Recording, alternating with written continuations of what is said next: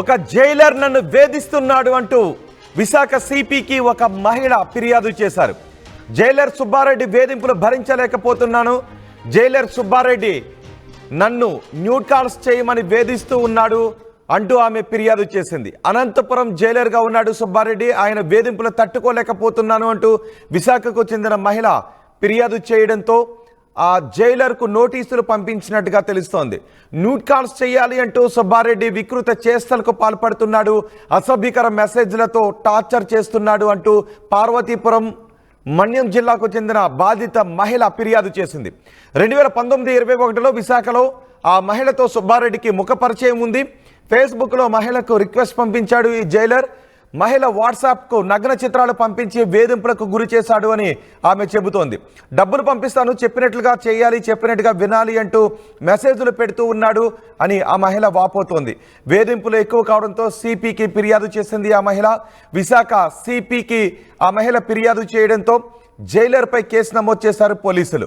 విచారణకు రావాలి అంటూ నోటీసులు పంపించారు. అయితే నోటీసులకు స్పందించకుండా తప్పించుకుని తిరుగుతున్నాడు jailer Subba Reddy. Phone switch off చేసి విచారణకు సహకరించడం లేదు. వేధింపులపై ముందస్తు బెయిల్ కూడా పొందినట్టుగా తెలుస్తోంది. అయితే బాధిత మహిళలు ఎవరైనా ఉంటే ఫిర్యాదు చేయాలి అని సిపి పిలుపునిచ్చారు.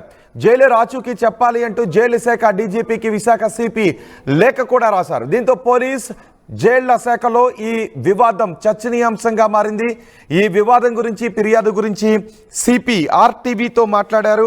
ఆయన ఆర్టీవీతో ఏం మాట్లాడారో మా ప్రతినిధి శివరామకృష్ణ అందిస్తారు. పార్వతీపురం మన్యం జిల్లాలో ఓ మహిళ గతంలో విశాఖలో ఉద్యోగం చేస్తున్నప్పుడు ఓ పోలీస్ అధికారి, ప్రస్తుతం అనంతపురం జైలర్ సుబ్బారెడ్డి అయితే వేధింపులకైతే గురి చేస్తున్నారు. న్యూడ్ కాల్స్ వీడియోస్ చేసి న్యూడ్ కాల్స్ తను కూడా చేయాలని చెప్పి వేధిస్తుంటే ఆ మహిళ అయితే విశాఖలో సైబర్ క్రైమ్ అయితే ఆశ్రయించింది. అలాగే సిపి గారిని కూడా కన్సల్ట్ చేసింది. అసలు దాని మీద ఏంటి విశేష వివరాలు ఏంటని చెప్పి మనం విశాఖ సిపి సంఘప్రత బాగ్జీ గారిని అడిగి తెలుసుకుందాం. సార్ చెప్పండి, ఆ మహిళ ఎప్పుడు అప్రోచ్ అయింది, ఏమంటారు? లాస్ట్ మంత్ మార్చ్ నెల నాకు కాల్ చేసి రాత్రిపూట ఒక లేడీ ఇలాగే నన్ను వేధిస్తున్నానని ఆరోపణ చేస్తే నేను ఎవిడెన్స్ పంపమని చెప్పాము. ఎవిడెన్స్ పంపించిన తర్వాత అది సైబర్ క్రైమ్ బృందం ద్వారా ఎంక్వైరీ చేయడం జరిగింది. అది నిజమని తెలిసింది. వెంటనే నేను కేసు కట్టాము. ఆ వ్యక్తిని పట్టుకొని రావడానికి అనంతపూర్కి ఒక బృందం పంపడం జరిగింది. కానీ అతను ఫెరార్ అయ్యాడు. తర్వాత మహిళా కోర్టు నుండి యాంటిసిపేటరీ బెయిల్ ఆర్డర్ వచ్చిన తర్వాత అతను 9వ తేదీ వచ్చి సరెండర్ అయ్యాడు. ఆ వ్యక్తి ఇప్పుడు విచారణ చేస్తాము. త్వరలో అతని మీద ఛార్జ్షీట్ కూడా ఫైల్ చేయడం జరుగుతుంది. జైలు శాఖ ప్రస్తుతానికి ఆఫీసర్ అయితే సూపరింటెండెంట్గా చేస్తున్నారు కదా, జైలు శాఖ మీకు అయితే రిక్వెస్ట్ చేయడం అయితే జరిగింది. ఎలాంటి వాళ్ళ దగ్గర నుంచి రెస్పాన్స్ వచ్చింది జైలు శాఖ? అంటే మేము జైలు శాఖకి లెటర్ పంపించాము. ఇప్పుడు రిప్లై మేము ఆశించడం లేదు. అతని మీద యాక్షన్ ఉంటుందని ఆశిస్తున్నాం. త్వరలో ఆ యాక్షన్ తీసుకుంటారని ఆశిస్తున్నాం. సార్, ఆయన ఒక ఉన్నతాధికారి, మీ డిపార్ట్మెంట్ సంబంధించిన దాని మీద కూడా మీరు సేమ్ అదే యాక్షన్ తీసుకుంటున్నారు. ఏ విధంగా చూసుకోవచ్చు దీన్ని? చట్టం అందరికీ వర్తిస్తుంది. చట్టం అందరికీ ఒకటే.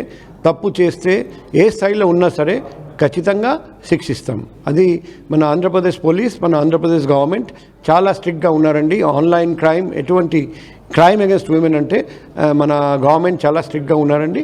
మేము ఖచ్చితంగా కఠిన చర్య తీసుకుంటాం. సార్, నిజంగా మహిళ వేధింపు విషయంలో ఈ అధికారికి ఎలాంటి శిక్షలు పడే అవకాశం అయితే ఉంది సార్? ఇప్పుడు ఒకటి డిపార్ట్మెంట్ పరంగా సస్పెన్షన్, మేజర్ ఓయిలో ఈ ఎవిడెన్స్ చూసి ఏమైనా మేజర్ పనిష్మెంట్ కూడా ఇవ్వచ్చు. అది కాకుండా కోర్టులో కేసు ప్రూవ్ అయితే, కన్విక్షన్ జరిగితే పెద్ద శిక్షణ, జైలు శిక్ష, ఫైన్ అన్నీ జరుగుతాయి. విక్టిమ్కి కూడా కంపెన్సేషన్ ఇవ్వడం కూడా జరగవచ్చు. ఇప్పుడు తెలుగులో ఒక సామెత అయితే ఉంది, కంచేసి చేను మేసేటట్టు అయితే ఒక పోలీస్ అధికారే ఈ విధంగా చేస్తున్నారు. నిజంగా ఈ విధంగా చేయకూడదని చెప్పి మిగతా పోలీస్ ఆఫీసర్స్కి మీరు ఎలాంటి మెసేజ్ అయితే ఇస్తారు? అతను పోలీస్ అధికారి కాదు, అతను వేరే department, prisons department, police department ఎటువంటి సంబంధమే లేదు. సో అది వేరే డిపార్ట్మెంట్. ఇప్పుడు తప్పు చేసిన ఎవరైనా సరే శిక్షణ ఖచ్చితంగా ఉంటుంది. చట్టం అందరికీ ఒకటే. సో లేడీస్ అందరికీ నేను రిక్వెస్ట్ చేస్తున్నా, ఇటువంటి క్రైమ్ జరిగితే వెంటనే మాకు కంప్లైంట్ చేయండి. Thank you. అప్పుడు ఆ మనిషికి ఎక్కడ మీరు నెక్స్ట్ ఫర్దర్గా ఏం చేస్తున్నారు? తీసుకొచ్చి అరెస్ట్ చేయడం ఉంటుందా? ఫర్దర్ ఆల్రెడీ యాంటిసిపేటరీ బెయిల్ వచ్చింది. మేము నోటీస్ సర్వ్ చేసాము. ఇప్పుడు విచారణ జరుగుతుంది. త్వరలో ఛార్జ్షీట్ ఫైల్ చేయబోతున్నాం. Thank you. ఇది ఆ మహిళ కేసు విషయంలో అయితే మటుకి ఆ జైలర్కి అయితే నోటీసులు అయితే పంపించడం జరిగింది.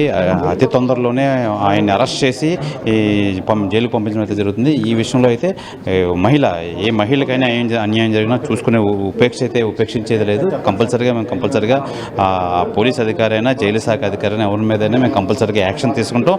కంపల్సరిగా జైలు శాఖ అయితే లెటర్ అయితే రాసాం. కంపల్సరిగా అతి తొందరలోనే ఆయన అరెస్ట్ చేసి జైలుకి అయితే పంపిస్తామని చెప్పి విశాఖ సిపి శంకభక్త బాగ్చి అయితే తెలియజేస్తున్నారు.